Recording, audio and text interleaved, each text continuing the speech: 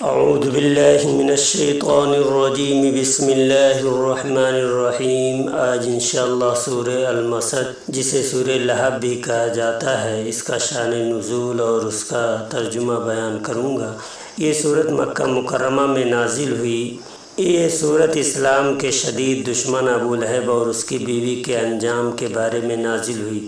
اس سورت کا شان نزول اور پس منظر یہ ہے کہ جب رسول اللہ صلی اللہ علیہ وسلم کو اللہ تعالیٰ کی طرف سے حکم ملا کہ وہ اپنے قریبی رشتہ داروں کو علانیہ اللہ کے دین کی دعوت دیں، تو آپ صلی اللہ علیہ وسلم نے مکہ کی پہاڑی کوہ صفا پر چڑھ کر قریش کے تمام قبیلوں کو آواز دی۔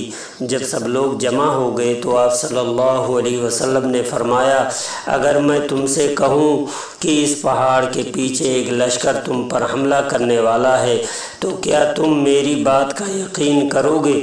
سب نے ایک زبان ہو کر کہا، ہاں، ہم نے آپ کو ہمیشہ سچا اور امین پایا۔ اس پر آپ صلی اللہ علیہ وسلم نے فرمایا، تو پھر میں تمہیں اللہ کے سخت عذاب سے ڈراتا ہوں۔ یہ سنتے ہی آپ صلی اللہ علیہ وسلم کا سگا چچا ابو لہب شدید غصے میں آ گیا اور انتہائی گستاخانہ انداز میں بولا، تبا لک سائر اليوم لہذا جمعتنا، تیرے ہاتھ ٹوٹے، تو ہلاک ہو جائے، کیا تو نے ہمیں اس دن اسی لیے جمع کیا تھا؟ ابو لہب کی اس بد زبانی اور غصاخی کے جواب میں اللہ تبارک و تعالی نے یہ سورت نازل فرمائی، جس میں ابو لہب اور اس کی بیوی کی مکمل ہلاکت اور انجام بد کی پیش گوئی کی گئی ہے۔ ترجمہ: بسم اللہ الرحمن الرحیم۔ تبت یدا ابی لہب وتب، ابو لہب کے دونوں ہاتھ ٹوٹ گئے اور وہ خود بھی ہلاک ہو گیا۔ ما اغنی عنہ مالہ وما کسب، نہ تو اس کا مال اس کے کام آیا اور نہ وہ کچھ جو اس نے کمایا۔ سیصلی نارا ذات لہب، وہ عن قریب بھڑکتی ہوئی آگ میں داخل ہوگا۔ وامرأتہ حمالۃ الحطب، اور اس کی بیوی بھی جو لکڑیاں اٹھانے والی یعنی چغل خور ہے۔ فی جیدہا حبل من مسد، اس کی گردن میں کھجور کی چھال کی رسی ہوگی۔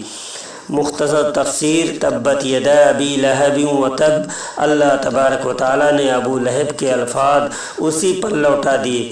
یدا دونوں ہاتھ سے مراد اس کی ذات، اس کی طاقت اور اس کے اعمال ہیں۔ اللہ نے فرما دیا کہ وہ مکمل طور پر برباد اور ناکام ہو چکا ہے۔ ما اغنی عنہ مالہ وما کسب، ابو لہب کو اپنے مال و دولت اور بیٹوں پر بڑا ناز تھا۔ وہ کہتا تھا کہ اگر محمد صلی اللہ علیہ وسلم کی بات سچی بھی ہوئی تو میں قیامت کے دن اپنا مال اور بچے دے کر عذاب سے چھوٹ جاؤں گا۔ اللہ نے واضح کر دیا کہ نہ اس کی دولت اسے بچا سکی اور نہ اس کی اولاد۔ ماں کا سبا سے مراد اولاد بھی ہے۔ سیصلی نارا ذات لہب، ابو لہب کا نام اصل نام عبد العزیٰ تھا، لیکن خوبصورتی اور سرخی کی وجہ سے اسے ابو لہب یعنی شعلے والا کہا جاتا تھا۔ اللہ تبارک و تعالیٰ نے فرمایا، یہ شعلے والا اب دوزخ کے شعلے مارنے والی آگ ہی میں جلنے کے لائق ہے۔ وامرأتہ حمالۃ الحطب، ابو لہب کی بیوی کا نام ام جمیل تھا جو ابو سفیان کی بہن تھی۔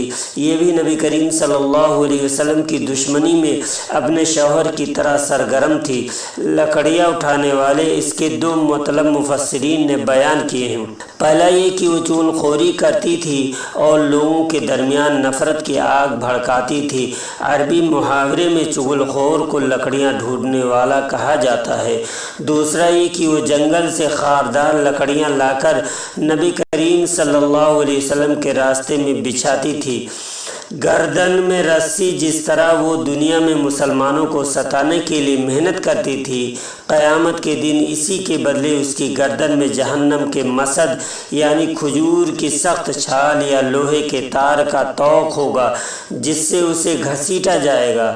اس صورت کا سب سے بڑا خلاصہ یہ ہے کہ جو کوئی بھی دین اسلام کی دعوت کو روکنے کی کوشش کرے گا اور اللہ کے رسول صلی اللہ علیہ وسلم کی شان میں گستاخی کرے گا وہ کبھی کامیاب نہیں ہو سکتا ہے۔ ابو لہب نے رسول اللہ صلی اللہ علیہ وسلم کو نعوذ باللہ ہلاک ہونے کی بد دعا دی تھی، لیکن اللہ تعالیٰ نے وحی نازل فرما کر قیامت تک کے لیے یہ لکھ دیا کہ ہلاک رسول نہیں بلکہ خود ابو لہب اور اس کا نام و نشان ہوگا۔ یہ صورت انسان کے اس غرور کو خاک میں ملاتی ہے جو اسے اپنے مال، اولاد یا خاندانی حسب و نسب پر ہوتا ہے۔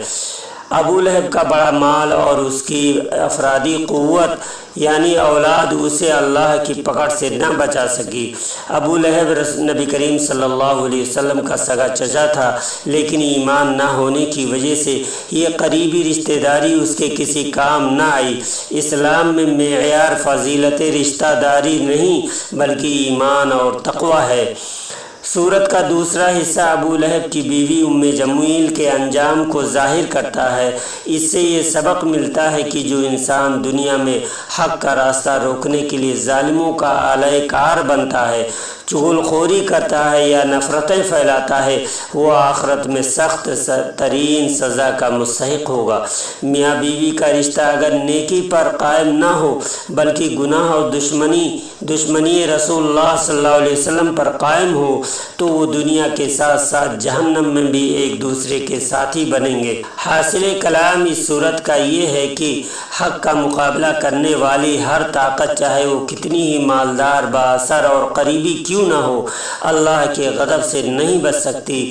یہ صورت جہاں اسلام کے دشمنوں کے لیے ایک عبرتناک نشان ہے، وہی مسلمانوں کے لیے ایمان کی سچائی کی ایک عظیم اور ابدی دلیل ہے۔ اگر آپ کو یہ مختصر تفسیر پسند آئی ہو تو ویڈیو کو لائک کریں اور قرآن مجید کی مزید خوبصورت تفسیر سننے کے لیے سبسکرائب ضرور کریں۔ السلام علیکم ورحمۃ اللہ وبرکاتہ۔